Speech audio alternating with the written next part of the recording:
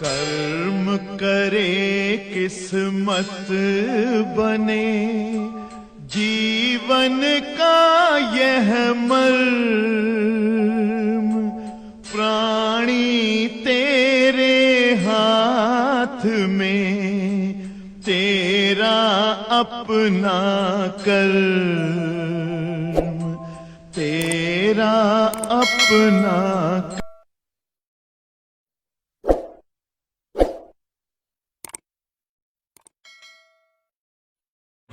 प्यारे बच्चों, हम सभी लोग एक बहुत ही महत्वपूर्ण टॉपिक पढ़ना शुरू कर दिए हैं और उस टॉपिक का नाम है प्रतिरोध की माप करना। जैसा कि आप सभी लोग जानते हो कि हम लोग अगर फिजिक्स पढ़ रहे हैं तो फिजिक्स एक ऐसी साइंस है जो कि लॉर्ड केल्विन के द्वारा जिसे कहा गया है physics is the science of measuring. भौतिक विज्ञान माप तौल के विज्ञान होती है, माने यह एक ऐसी विज्ञान है जिसके तहत हम पदार्थों की माप तौल करते हैं और माप तौल के लिए तमाम विधियां बनाते हैं, माप तौल की मापक यंत्र बनाते हैं, माप तौल की परिपाटी सेटअप करते हैं। और बच्चों, इसी तहत इस चैप्टर में जिसका नाम है सरल परिपथ, सिंपल सर्किट किरचॉफ के नियम, इस परिपथ में मैंने आपको वैद्युत प्रतिरोध की माप करना सिखाया कि वैद्युत प्रतिरोध कैसे मापा जाएगा। और प्यारे बच्चों, हम लोग पढ़ लिए कि वैद्युत प्रतिरोध की माप करने के कुल 4 तरीके या 4 प्रोसेस है। देयर आर 4 तरीका फॉर मापिंग वैद्युत प्रतिरोध इन आवर नेशन। इस पाठ में वैद्युत प्रतिरोध की गणना करने के या वैद्युत प्रतिरोध की माप करने के कुल 4 तरीके हैं, 4 विधियां हैं। हमने आपको समझाया वैद्युत प्रतिरोध की माप करने की सबसे पहली विधि है व्हीटस्टोन सेतु परिपथ के द्वारा वैद्युत प्रतिरोध की माप करना। दूसरी विधि है मीटर सेतु परिपथ के द्वारा वैद्युत प्रतिरोध की माप करना। और तीसरी विधि है पोस्ट ऑफिस बॉक्स के द्वारा वैद्युत प्रतिरोध की गणना करना। चौथी विधि है ओम के नियम द्वारा वैद्युत प्रतिरोध की माप करना। लेकिन बच्चों, हमने आपको बताया कि इसमें जो व्हीटस्टोन सेतु परिपथ के द्वारा वैद्युत प्रतिरोध की माप करने का तरीका है यही मेन है, बाकी सारे तरीके यही से उत्पन्न हुए हैं। इस तरह से हमारी आपसे चर्चा हो रही थी कि अगर वैद्युत प्रतिरोध की माप करना हो तो वैद्युत प्रतिरोध की माप के लिए कुल 4 तरीके हमको बताए गए। आपको समझाया बेटा, 2 दिन से पढ़ा रहा हूं कि वैद्युत प्रतिरोध की माप करने का सबसे पहला तरीका है व्हीटस्टोन सेतु परिपथ के द्वारा किसी वैद्युत प्रतिरोध की माप करना। दूसरा तरीका बताए थे मीटर सेतु, ध्यान दीजिएगा, मीटर सेतु परिपथ द्वारा चालकों का अज्ञात प्रतिरोध ज्ञात करना। और तीसरा, जैसा कि आप जान रहे हो, पीओ बॉक्स के द्वारा ज्ञात करना किसी चालक का अज्ञात प्रतिरोध। और चौथा तरीका था कि ओम्स के लॉ द्वारा या ओम के नियम द्वारा किसी भी जो है चालक तार का अज्ञात प्रतिरोध ज्ञात करना। ये बेटा आपको ये और ये दोनों व्हीटस्टोन सेतु परिपथ और मीटर सेतु परिपथ आपको आपकी प्रयोगशाला में प्रैक्टिकल करने के लिए मिलेंगे। अगर यहाँ अच्छे से आप पढ़े रहेंगे तो प्रयोगशाला में प्रैक्टिकल कर लेंगे। और आपको बताना चाहूंगा कि व्हीटस्टोन सेतु परिपथ क्या है, किस तरह से वर्क करता है, रचना कैसी है इसकी, क्या सिद्धांत है, क्या क्रिया विधि है, क्या उपयोग है, क्या सावधानियां हैं, ये इस उपकरण का हमने सब कुछ पढ़ लिया। आपको इसके पहले जो है कि क्लासों में आपको पूरा व्हीटस्टोन सेतु परिपथ का फुली वर्णन समझा दिया है। जो बच्चे लेट लपेट आ रहे हों, अगर वो इसके पहले वाली वीडियो देखेंगे तो 2 वीडियो में हमने व्हीटस्टोन सेतु परिपथ अच्छे से एक्सप्लेन किया है। अब हमारे पास मजबूरी है कि आज हम मीटर सेतु परिपथ पढ़ाना चाहते हैं। मीटर सेतु परिपथ तभी आएगा जबकि आपको व्हीटस्टोन सेतु परिपथ आता रहे। क्यों? क्योंकि मीटर सेतु परिपथ व्हीटस्टोन सेतु परिपथ का जो है सिद्धांत पर काम करता है। तो आप थोड़ा सा जान लीजिए, हमने जैसे कल परसों की क्लास में बताया था कि इंग्लैंड के एक वैज्ञानिक थे। कहाँ के? इंग्लैंड के एक वैज्ञानिक थे जिसका नाम था C.F. Wheatstone, Charles F. Wheatstone इनका नाम था। इन साहब ने 4 प्रतिरोधक तार लिए। How many? 4 प्रतिरोधक तार लिया। इस चोर ने 4 प्रतिरोधक तार जिनके नाम PQRS, 4 प्रतिरोधक तार PQRS थे। एक सेल लिया, एक धारा मापी लिया और 2 स्विच लिया। ये सब हम पढ़ा चुके। तो देखिए जरा, इंग्लैंड के प्रसिद्ध वैज्ञानिक C.F. व्हीटस्टोन ने 4 प्रतिरोधक तार PQRS, एक सेल, एक धारा मापी, 2 स्विच लेकर उन्हें इस प्रकार जोड़कर एक परिपथ तैयार किया जिसके द्वारा हमें चालकों का अज्ञात प्रतिरोध ज्ञात होता था या पता लगता था। और आपको समझाए हम इसी में कि जो व्हीटस्टोन ने इन 4 प्रतिरोधक तारों को जोड़ने का कार्यक्रम एडजस्ट किया, उन्होंने 4 प्रतिरोधक तारों को समांतर चतुर्भुज ABCD की क्रमागत भुजाओं से, सेल और धारा मापी को विकर्ण भुजा से जोड़कर परिपथ तैयार किया। यहां सभी लोग ध्यान दीजिएगा कि यहां अगर हम आपके सामने एक समांतर चतुर्भुज ऐसे बनाएं, इस तरह से आप देखो, एक समांतर चतुर्भुज है ABCD। मेरी बात को सुनो। C.F. व्हीटस्टोन ने 4 प्रतिरोधक तार PQR और S को समांतर चतुर्भुज ABCD की क्रमागत भुजाओं AB वाली भुजा से प्रतिरोध P, BC वाली भुजा से प्रतिरोध Q, AD वाली भुजा से प्रतिरोध R, CD वाली भुजा से प्रतिरोध S जोड़ा और विकर्ण भुजा BD के मध्य एक धारा मापी, एक स्विच K2 के साथ जोड़ दिया जो धारा मापी स्विच कहलाती है। और विकर्ण भुजा AC के मध्य एक सेल स्विच K1 के साथ जोड़ दिया और इस तरह से हमारा व्हीटस्टोन सेतु परिपथ बन गया। प्यारे बच्चों, जबकि हम 2 दिनों से इस टॉपिक को पढ़ा रहे हैं, लेकिन इसको आज हमने बनाया क्यों? फिर क्यों बनाया? क्योंकि जो है हम देख रहे हैं कुछ नए चेहरे हैं जिससे उनको मदद मिल सके। क्यों बेटा? क्योंकि व्हीटस्टोन सेतु परिपथ जो है उसकी केवल इतनी फिगर आपके दिमाग में रहे।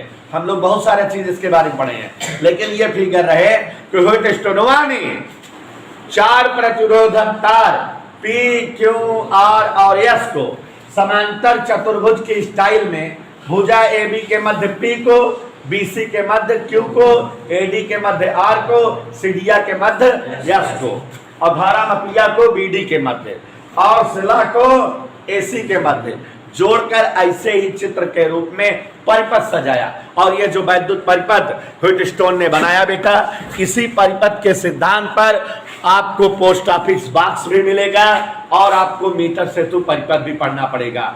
आप लोग जान लीजिए, हर वर्ष बोर्ड की परीक्षा में 6 नंबर का क्वेश्चन आता है, व्हीटस्टोन सेतु परिपथ का सचित्र वर्णन करो, मीटर सेतु परिपथ का सचित्र वर्णन करो और कंटिन्यूअस रिवर्स ऑर्डर में, माने एक बार व्हीटस्टोन आएगा तो अगली साल मीटर सेतु आएगा।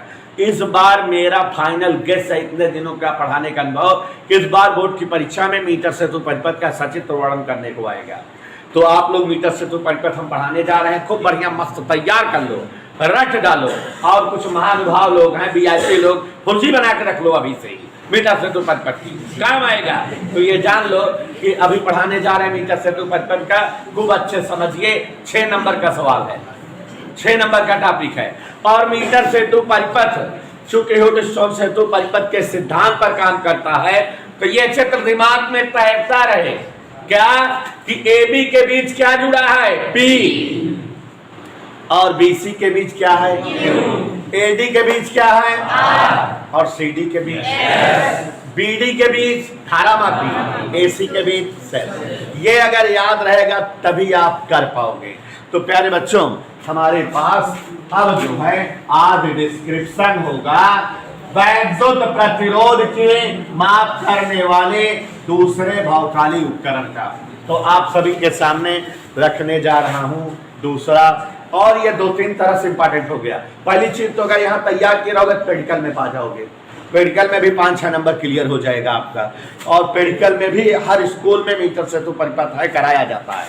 तो देखो जरा, अज्ञात प्रतिरोध की माप करना, माने प्रतिरोधवा कैसे नापा जाएगा, किसी चालक का प्रतिरोध किस प्रकार ज्ञात होगा।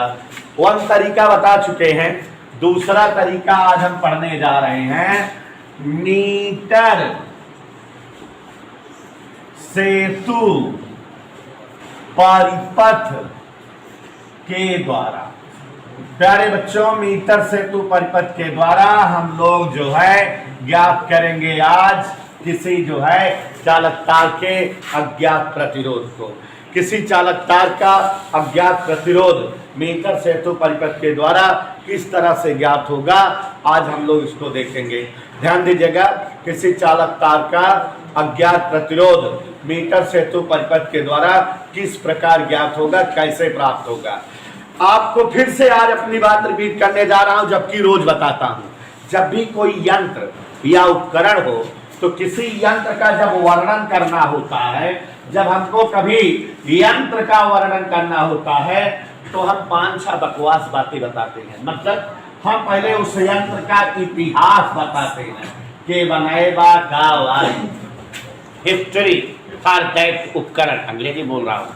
तो पहले उस यंत्र का इतिहास बताते हैं और फिर उसके बाद निश्चित तौर पर उस यंत्र का सिद्धांत बताया जाता है कि यह यंत्र फिजिक्स के किस फार्मूले पर या फिजिक्स के किस सूत्र पर बना है, फिजिक्स के किस सूत्र पर कार्य करता है। और प्यारे बच्चों, उसके बाद हम उस यंत्र की रचना माने उसकी फोटो बनाते हैं कि ले वैसे बनता है ये। और उसके बाद क्रिया विधि, इस उपकरण की क्रिया विधि माने एक कार्य कैसे करता है और उपयोग। और अगर पेडिकल वाला यंत्र होता है तो एक टॉपिक और जुड़ जाता है, साव की धानियां। किसकी धानियां? प्रिकॉशन। तो गौर फरमाइएगा, अगर हमें किसी भी यंत्र का डिस्क्रिप्शन करना है तो सबसे पहले हमको उस यंत्र से संबंधित इतिहास बताना होगा। फिर उसके बाद उस यंत्र का सिद्धांत माने फिजिक्स के किस फार्मूला, सूत्र, नियम, सिद्धांत पर वो बनता है, काम करता है। रचना, उसका डायग्राम, उसकी फिगर कैसी है। और उसके बाद क्रिया विधि, वर्किंग, वो कैसे काम करता है। और उसके बाद बेटा उपयोग माने उस यंत्र का क्या हमारी लाइफ में यूज है। सावधानियां, उस यंत्र का प्रयोग करने के दौरान हम क्या सावधानी रखेंगे। तो ये 5-6 चीजें माइंड में रहे, हम इन्हीं चीजों का डिस्क्रिप्शन करते हैं। तो चलिए, मीटर सेतु परिपथ हवा पहले समझा दे रहा हूं, फिर बढ़िया बकायदा फोटो में आ जाएगा भौकाल। सभी लोग यहां ध्यान दीजिए हमारी तरफ, सभी लोग। और बच्चों, प्यारे बच्चों, मीटर सेतु परिपथ, सबसे पहली बात यह है कि मीटर सेतु परिपथ व्हीटस्टोन सेतु परिपथ के सिद्धांत पर बना हुआ उपकरण है। प्यारे बच्चों, ये इतना सरल टॉपिक है जो इस बार बोर्ड परीक्षा में आएगा, फ्री में आपको नंबर दिला देगा, क्योंकि बेटा इसमें सही रचना और क्रिया विधि ही है। अगर हम इसका डायग्राम बना दें और आपको सिखा दें रचना इसकी, तो आप पूरा लिख डालोगे, पूरा कर डालोगे। क्यों? क्योंकि जैसे व्हीटस्टोन सेतु परिपथ में सिद्धांत का डेरिवेशन 3 स्टेप में हुआ था, तो यहाँ डेरिवेशन है ये नहीं है, यहाँ डायरेक्ट लिख देना है कि यह व्हीटस्टोन सेतु परिपथ के सिद्धांत पर काम करता है। माने इसमें P/Q बराबर R/S डायरेक्ट लगा देंगे, ठीक है। तो इसलिए ये उससे इजी होता है और ये इस बार आएगा, इसलिए रखिए। मीटर सेतु परिपथ, सबसे पहली बात कि मीटर सेतु परिपथ किसी चालक तार का अज्ञात प्रतिरोध मापने वाला यंत्र है। दूसरी बात कि यह एक ऐसा प्रतिरोध मापी यंत्र है जो व्हीटस्टोन सेतु परिपथ के सिद्धांत पर बना है, व्हीटस्टोन सेतु परिपथ के सिद्धांत पर कार्य करता है। यह एक ऐसा प्रतिरोध मापी यंत्र है जो व्हीटस्टोन सेतु परिपथ के सिद्धांत पर कार्य करता है। चलो हम फिगर समझते हैं, बाद में बनाएंगे। जैसे ये कोई मेज हो, क्या हो? मेज दिखाई दी मेज? ये रखे हैं, ये इट्स मेज, ट्रांसपेरेंट है। जो लोग बेवकूफ और पागल होंगे उन्हें नहीं दिख रही होगी। तो देखो मेज है, दिख रही है पक्का? तो यहाँ पर एक मेज है, ओके। और इस मेज पर कल्पना करिए एक आयताकार लकड़ी का पटरा रखा है। व्हाट इज रखा है? लकड़ी का पटरा। दिख गया सबको? कलर्ड है ना? अच्छा, रंगीन है। तो देखो जरा, एक मेज है और इसी के ऊपर एक लकड़ी का पटरा रखा है। रख दिए, कोई दिक्कत बेटा? अब इस पटरे पर कल्पना करो, चित्र आपसे बनवाएंगे, एल आकार की, किस आकार की? तांबे की दो पत्तियां, जैसे ऐसे एल आकार बना, ऐसे ऐसे जड़ दिए हैं। किस पर? पटरवा पे। तो ये जो है एल के आकार की तांबे की दो पत्तियां, देखो दो एल बनाए हैं, तीनों, और ये वाला क्यों? दो एल है। तो एल के आकार की तांबे की दो पत्तियां लकड़ी के पटरे पर ऐसे जाम है, फिक्स है। हो गई फिक्स? चित्र बन गया। लकड़ी का पटरू और उसके ऊपर ऐसे एल के आकार की एक पत्ता और एल के आकार की दूसरी पत्ती ऐसे जड़ी हुई है। दोनों पत्तियों की खासियत है कि दोनों पत्तियों में 3 पेच हैं। एक पेचियां खोसे, एक हियां, एवं 3 नट हैं। और बच्चों, सबसे पहले हम जो है पत्तियों को लगाने से पहले एक और काम करेंगे, उसको पहले जानो कि ये जो लकड़ी का पटरा है, इस पटरे पर एक पेच जड़ दिए, ए, क्या? एक पेच गाड़ दिए, उसका नाम ए लिख दिए, और एक और पेच गाड़ दिए, उसका नाम से लिख दिए। तो लकड़ी पटरे पर कई पेच गाड़ दिए हैं? कौन कौन? एक और खासियत, इन दोनों पेचों को 1 मीटर की दूरी पर गाड़े हैं। मतलब दोनों पेच एक दूसरे से 1 मीटर की दूरी पर हैं। इन दोनों पेचों से नाइक्रोम या मैग्नीन का एक तार लपेट दिए। तो पक्का अगर ए और सी के बीच कोई तार हम लपेटेंगे और ए और सी दोनों पेच ऑलरेडी 1 मीटर की दूरी पर हैं, तो दोनों के बीच लगा हुआ तार कितना मीटर लंबा रहेगा? ठीक है। अब फिर से ध्यान दो, पहले क्या लिए है? लकड़ी का एक पटरा, लकड़ी के पटरे पर एक पेच ए गाड़ दिए और दूसरा पेच, दोनों पेच कितने दूरी पर हैं? दोनों से क्या बांध दिए हैं? नाइक्रोम या मैग्नीन का तार बांध दिए। अब इन पेचों के सहारे लकड़ी की एक पटरी मीटर स्केल जोड़ दे रहे हैं। अगर हम पेच ए और सी के सामने कोई लकड़ी की पटरी रखेंगे मीटर स्केल बढ़ाई, तो निश्चित तौर पे उसका 0 वाला सिरा किस सीध में होगा? एक ही सीध में। और 100 वाला सिरा काहे? क्योंकि जो है लकड़ी पटरी 1 मीटर होती है और ए और सी आर द दूर फराम एक दूसरे से 1 मीटर, तो 1 ही मीटर की दूरी पर है।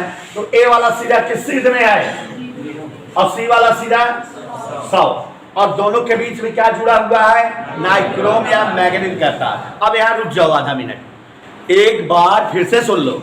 लकड़ी का एक आयताकार क्या लिए? पटरा। उस पटरे पर एक पेच क्या गाड़ दिए? पेच का नाम था ए और दूसर के पेच का नाम सी। अनमोल चंदू, 2 पेच है, एक अनमोल एक चंदू, ए और सी। दोनों के बीच 1 मीटर लंबा नाइक्रोम या मैग्नीन का तार है और दोनों पेचों के सहारे एक जो है लकड़ी की मीटर स्केल लगी हुई है 0 और 100 की सीध में। यहाँ हमने रुकने के लिए किस लिए कहा? क्योंकि बेटा आप थोड़ा दिमाग दौड़ाओ, क्योंकि यहाँ 1 मीटर स्केल जुड़ी हुई है, परिपथ जो बन रहा है, शायद इसीलिए इसका नाम मीटर सेतु परिपथ हुआ। तो एक बात, पूरी बात लौटो पीछे से।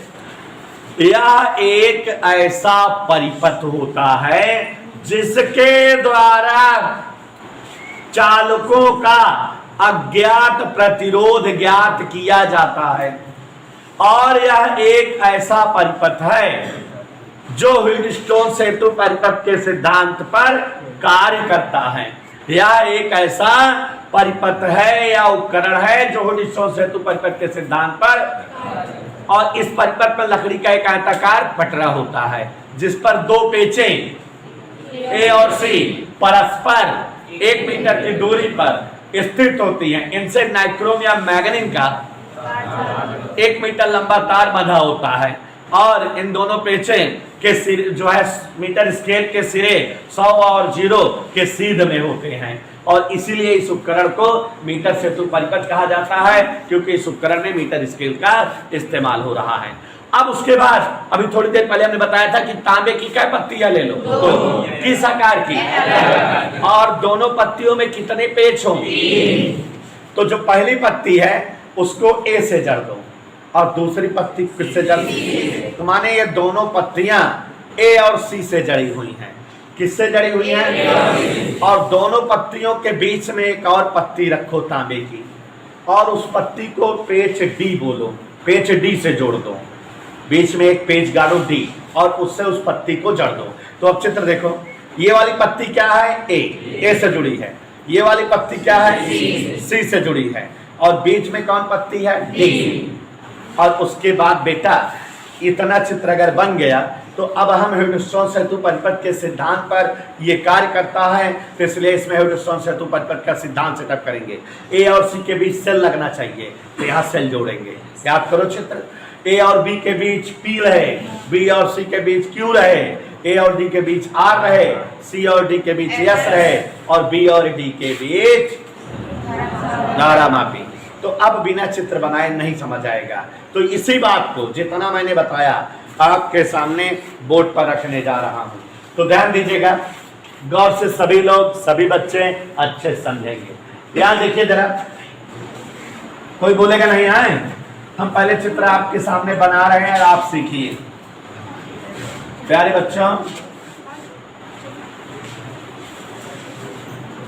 मीटर सेतु परिपथ का चित्र बना रहे हैं और आप लोग मेरे को देखते रहिए, चित्र बनाने की स्टाइल आप सीखिए। देखिए जरा,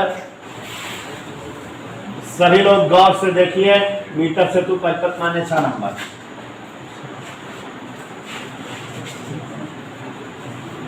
कोई बोलेगा नहीं,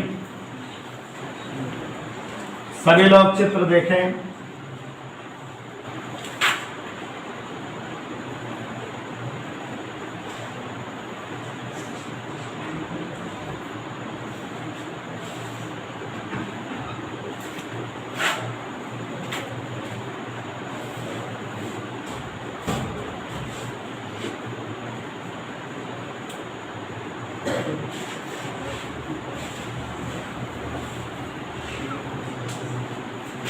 यहां ध्यान दीजिए,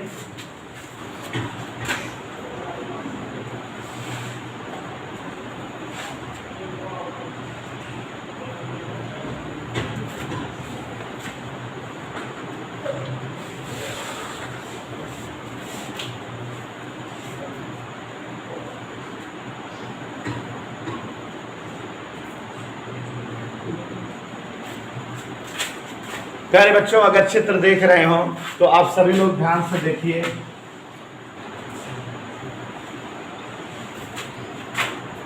देखो, ये जो है तांबे की पहली पत्ती है, किस आकार में है, एल आकार में, और ये तांबे की दूसरी पत्ती है, ये भी तो एल आकार में तांबे की 2 पत्तियां दिख रही हैं। एल आकार में तांबे की 2 पत्तियां दिखी सबको, और ये वाली पत्ती में यहाँ एक पेच ए है और यहाँ पर एक पेच सी है। दोनों पेचों से नाइक्रोम या मैग्नीन का तार लगा हुआ है। दोनों पेचों से बच्चों नाइक्रोम या मैग्नीन का 1 मीटर लंबा तार जोड़े हुए हैं।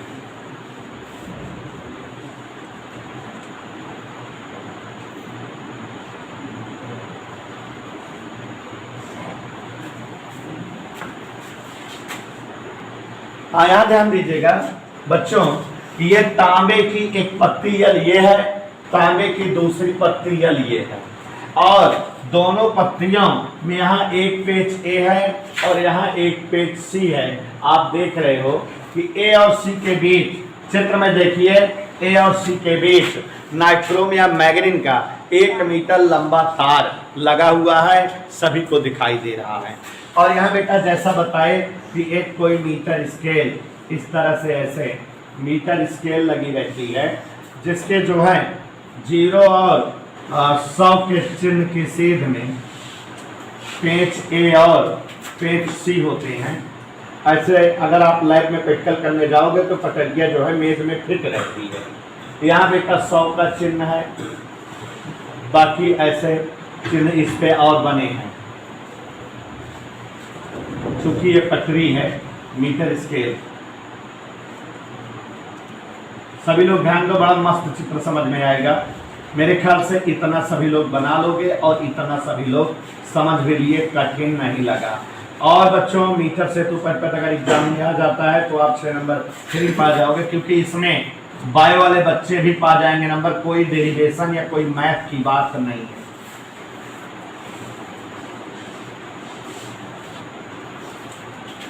ये हमारी मीटर स्केल है, आप मीटर स्केल का चित्र देख रहे हैं।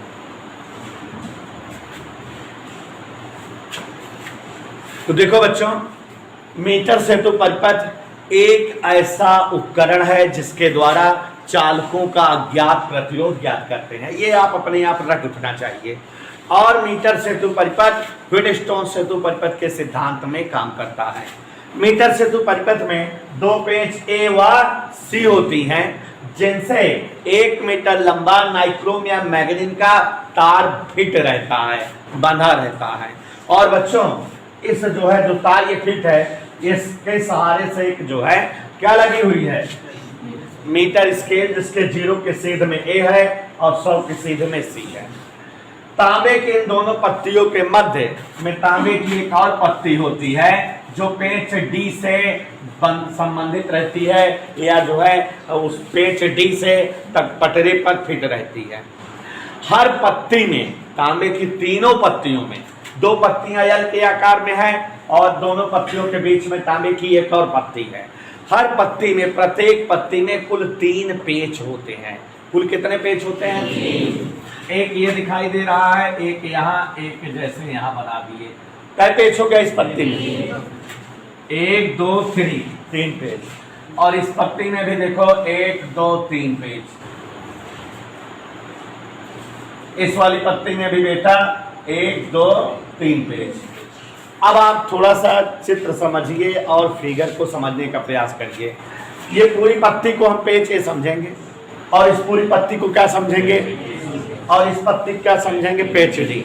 अगर अभी यहाँ से जो है एक तार लाइन ऐसे बाहर, और यहाँ से भी एक तार लाइन ऐसे बाहर।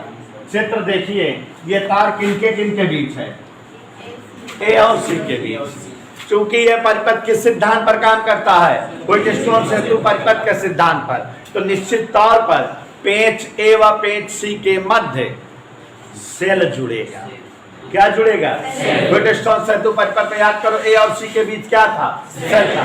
तो यहाँ ये पेच, ये पत्ती ए से एक तार लाए और एक जो है सी से लाए, दोनों के बीच में एक सेल जोड़ दिए, सेल स्विच K1 के साथ। और ये इस तरह से जो है यहाँ पर धारा नियंत्रक है, और ये हमारा इतना परिपथ कंप्लीट हो गया।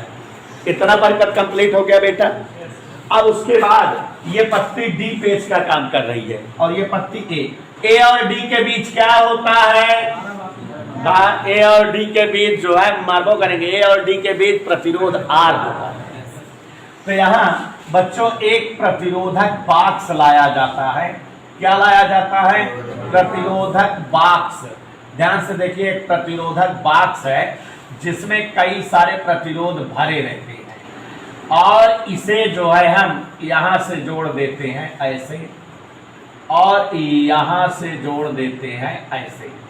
तो ये जो है प्रतिरोधक बाक्स प्रतिरोध आर का काम करता है। किसके किसके बीच संबंधित है? चित्र देखो, ए और डी के बीच। अब आप जानते हैं व्हीटस्टोन सेतु परिपथ में ए और डी के बीच क्या रहता है? प्रतिरोध आर। अभी ये डी है और ये सी है। सी और डी के बीच याद करो क्या होता है? सी और डी के बीच यस होता है। और आपको हम पढ़ाए हैं कि यस अज्ञात प्रतिरोध होता है। जिस तार का प्रतिरोध ज्ञात करना होता है उसे हम यस के रूप में, यहाँ जो है इस तरह से बेटा एक प्रतिरोधक हमने ले लिया जिसका प्रतिरोध क्या है? ज्ञात करना है। जो यस के रूप में है, और इसको जो है इस तरह से ऐसे किसके किसके बीच जोड़ दिए हैं, डी और सी के बीच। चित्र तना समझ में आया? सारी पेचों का इस्तेमाल समझ में आ रहा है? फिर से देख लो जरा।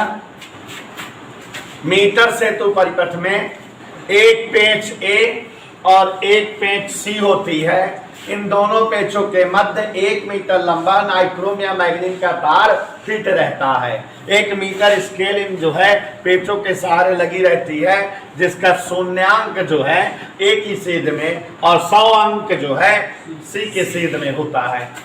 इस पेच ए से तांबे की एक एल आकार की पत्ती जुड़ी रहती है और पेच सी से भी तांबे की एल के आकार की दूसरी पत्ती जुड़ी रहती है।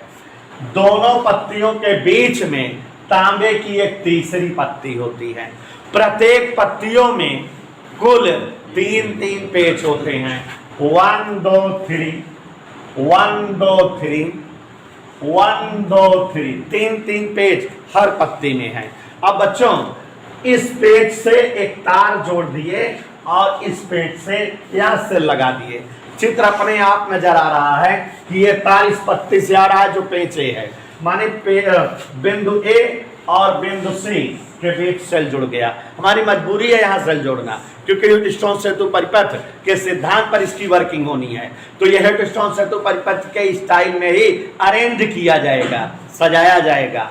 अब उसके बाद बेटा पेच ए और पेच डी के मध्य हम जानते हैं प्रतिरोध आर रहता है। तो यहाँ एक प्रतिरोध बाक्स, लैब में आप प्रैक्टिकल करते समय टीचर से मांगोगे तो देगा प्रतिरोध बाक्स। एक छोटा सा डिब्बा होता है जिसमें बहुत सारे प्रतिरोध भरे होते हैं, स्विच लगी रहती है। जब स्विच खिंचबे वह प्रतिरोध काम करे लगे। मतलब जैसे यहाँ देखो 8 प्रतिरोध इसमें लगाए हैं, 8 स्विच दिखाई दे रही होगी आपको। तो अगर कोई स्विच खींच लोगे, जैसे हम जो पहली स्विच खींच के मान लो ये 2 ओम वाली है, जिसका मतलब R बराबर 2 ओम हो गया, 2 ओम कार्य कर रहा है। तो सब स्विच पे लिखा रहता है कि कितने कितने ओम का है, तो जो खींच लोगे R का मान वो हो जाएगा। तो प्रतिरोध बाक्स प्रतिरोध R के रूप में इन दोनों पेचों के मध्य चित्र देखो A और D के बीच बंधा रहता है। जिस तार का प्रतिरोध ज्ञात करना होता है, अज्ञात प्रतिरोध वाला चालक तार S के रूप में D और C के बीच ही संबंधित होता है या जुड़ा होता है। इतना चित्र समझ में आया? अभी आपको एक बिंदु और एक जो है पॉइंट नहीं दिख रहा है, बिंदु B नहीं दिखाई दे रहा है।